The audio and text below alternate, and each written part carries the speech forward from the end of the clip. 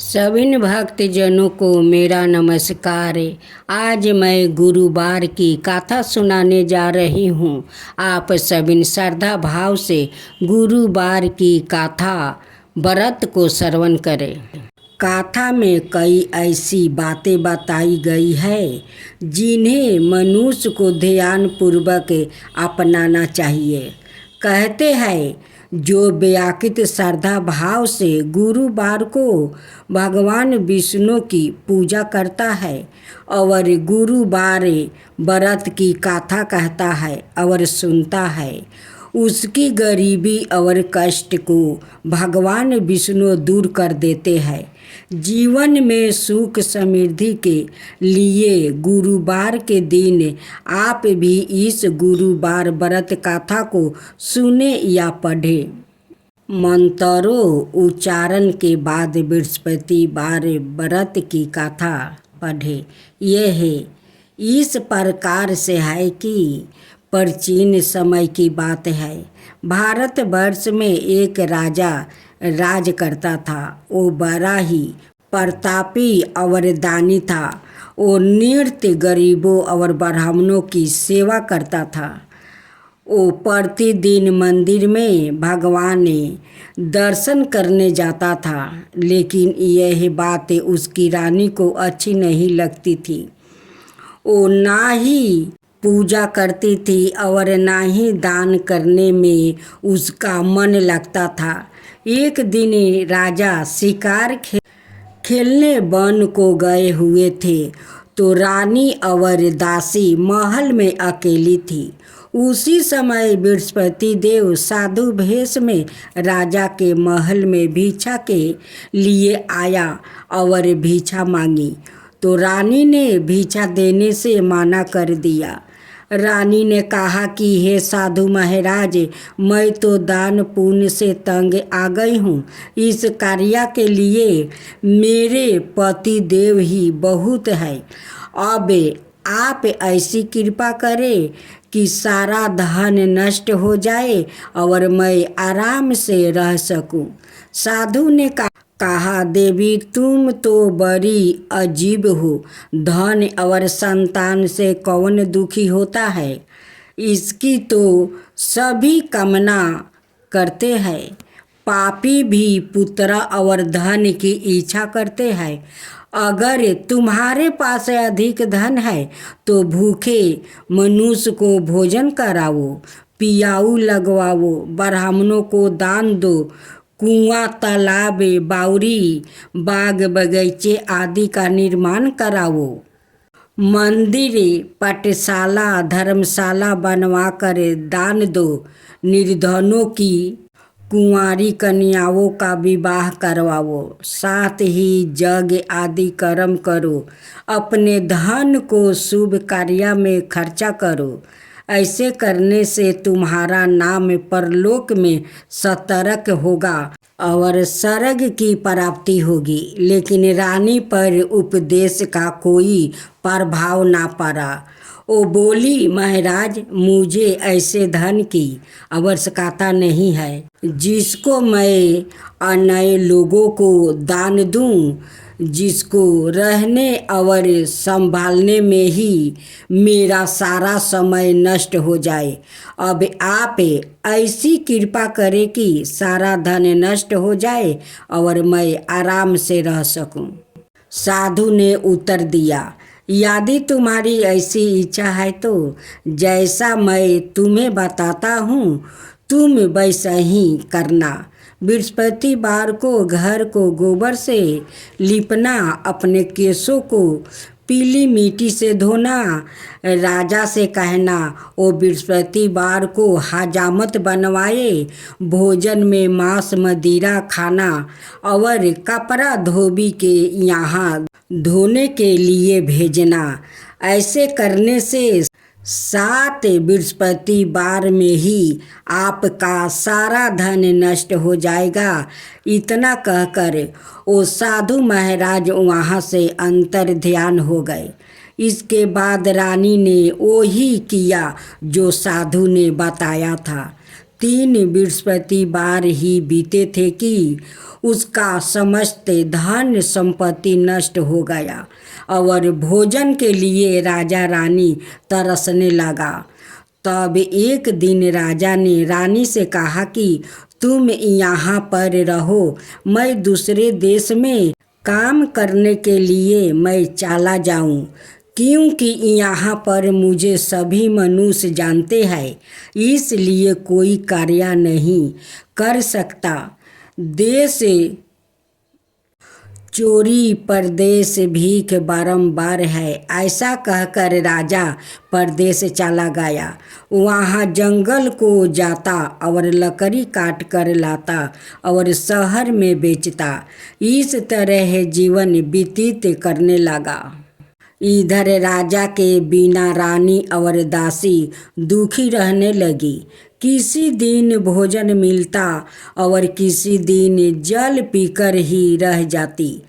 एक समय जब रानी और दासियों को 7 दिन बिना भोजन के रहना पड़ा, तो रानी ने अपनी दासी से कहा, हे दासी, पास ही के नगर में मेरी बहन रहती है, वो बड़ी धनवान है। तू उसके पास जाओ और 5 सेर चावल मांग कर ले आओ, ताकि कुछ समय के लिए थोड़ा बहुत गुजारा बरस हो जाए।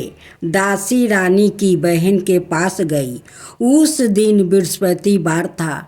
रानी का बहन उस समय बृहस्पति की कथा सुन रही थी। दासी ने रानी की बहन को अपनी रानी का संदेश दिया, लेकिन रानी की बहन ने कोई उत्तर नहीं दिया।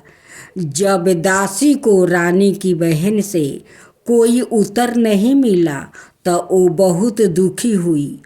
उसे क्रोध भी आया। दासी ने वापस आकर रानी को सारी बात बता दिया। सुनकर रानी ने कहा कि हाँ दासी, इसमें उसका कोई दोष नहीं है। जब बुरे दिन आते हैं तब कोई सहारा नहीं। अच्छे बुरे का पता विपत्तियों में ही लगता है। जो ईश्वर की इच्छा होगी वही होगा। यह सब हमारे भाग्य का दोष है। ये सब कहकर रानी ने अपने भाग्य को कोस रही थी। उधर रानी की बहन ने सोचा कि मेरी बहन की दासी आई थी, लेकिन मैं उसे नहीं बोली। इससे वो बहुत दुखी हुई होगी। कथा सुनकर और पूजन समाप्त करे वो अपनी बहन के घर गई और कहने लगी, हे बहन, मैं बृहस्पतिवार का व्रत कर रही थी। तुम्हारी दासी गई थी, लेकिन जब तक कथा होती है तब तक ना उठते हैं और ना बोलते हैं, इसलिए मैं नहीं बोली। कहो दासी क्यों गई थी? रानी बोली, बहन, हमारे घर अनाज नहीं था। ऐसे कहते कहते रानी की आंख भर आई। उसने दासियों समेत 7 दिन तक भूखे रहने की बात भी कही। अपनी बहन को सारी बात बता दिया। इसलिए मैंने दासी को तुम्हारे पास 5 सेर चावल लेने के लिए भेजा था। रानी की बहन बोली, बहन देखो, बृहस्पति देव सबकी मनोकामना पूर्ण करते हैं। देखो शायद तुम्हारे घर में अनाज रखा हो। पहले तो रानी को विश्वास नहीं हुआ, परंतु बहन के आग्रह करने पर उसने दासी को अंदर भेजी। दासी घर के अंदर गई तो वहाँ पर उसे एक घारा बेझर से भारा मिल गया। उसे बड़ी हैरानी हुई। उसने बाहर आकर रानी को बताया। दासी रानी से कहने लगी, हे रानी, जब हमको भोजन नहीं मिलता तो हम व्रत ही तो करते हैं, इसलिए क्यों ना इनसे व्रत और कथा की विधि पूछ ली जाए, हम भी व्रत किया करेंगे। दासी के कहने पर रानी ने अपनी बहन से बृहस्पतिवार व्रत के बारे में पूछा। उसकी बहन ने बताया, बृहस्पतिवार के व्रत में चने की दाल, गुड़ और मुनका से विष्णु भगवान का केले के वृक्ष की जड़ में पूजन कर और दीपक जलाओ और कथा सुन। उस दिन एक ही समय भोजन कर। भोजन में पीले खास पदार्थ का सेवन जरूर कर। इससे गुरु भगवान प्रसन्न होते हैं, अन्न, पुत्र और धन का वरदान देते हैं, साथ ही सभी मनोकामना पूर्ण करते हैं। व्रत और पूजन की विधि बताकर रानी की बहन अपने घर लौट आई। रानी और दासी दोनों ने निश्चय किया कि बृहस्पति देव भगवान का पूजन जरूर करेगी। 7 रोज बाद जब बृहस्पतिवार आया तो उन्होंने व्रत रखा। गुरुशाले में जाकर चना और गुड़ बीन लाई और उसकी दाल से केले की जड़ और विष्णु भगवान का पूजन किया। अब पीला भोजन कहाँ से आए? दोनों बड़ी दुखी हुई, परंतु उन्होंने व्रत किया था, इसलिए बृहस्पति देव भगवान प्रसन्न थे। एक साधारण व्याकित के रूप में 2 थालों में पीला भोजन लेकर आए और दासी को देकर बोले, हे दासी, यह भोजन तुम्हारे और तुम्हारी रानी के लिए है, इसे तुम दोनों ग्रहण करना। दासी भोजन पाकर बहुत प्रसन्न हुई। उसने रानी से कहा, चलो रानी जी, भोजन कर लो। परंतु रानी को भोजन आने के बारे में कुछ भी नहीं पता था, इसलिए उसने कहा कि जा तू ही भोजन कर ले, क्योंकि तुम व्यर्थ में हमारी हंसी उड़ाती है। तब दासी ने कहा, एक व्याकित भोजन दे गया है। तब रानी ने कहा, वो व्याकित तेरे लिए ही भोजन दे गया है, तू ही भोजन कर। तब दासी ने कहा, वह व्याकित हम दोनों के लिए 2 थालों में सुंदर पीला भोजन दे गया है, इसलिए मैं और आप दोनों ही साथ साथ भोजन करेंगे। यह सुनकर रानी बहुत प्रसन्न हुई और दोनों ने गुरु भगवान को नमस्कार कर भोजन किया। उसके बाद से वो प्रत्येक बृहस्पतिवार को गुरु भगवान का व्रत और पूजन करने लगी। बृहस्पति भगवान की कृपा से उनके पास धन हो गया, लेकिन रानी फिर पहले की तरह आलसाई करने लगी। तब दासी बोली, देखो रानी, तुम पहले भी इस प्रकार आलसाई करती थी, तुम्हें धन के रखने में कष्ट होता था, इस कारण सभी धन नष्ट हो गया था। अब गुरु भगवान की कृपा से धन मिला है तो फिर तुम्हें आलसाई होती है। बड़ी मुसीबतों के बाद हमने यह धन पाया है, इसलिए हमें दान पुण्य करना चाहिए। अब तुम भूखे मनुष्य को भोजन करवाओ, पियाऊ लगवाओ, ब्राह्मणों को दान दो, कुआं, तालाब, बावड़ी और बाग बगीचे आदि का निर्माण कराओ, मंदिर, पाठशाला और धर्मशाला बनवा कर दान दो, निर्धनों की कुंवारी कन्याओं का विवाह करवाओ, साथ ही यज्ञ आदि कर्म करो, अपने धन को शुभ कार्य में खर्चा करो, जिसे तुम्हारे कुल का यश बढ़े और स्वर्ग प्राप्ति हो और पितरों प्रसन्न हो। दासी की बात मानकर रानी शुभ कर्म करने लगी। उसका यश फैलने लगा।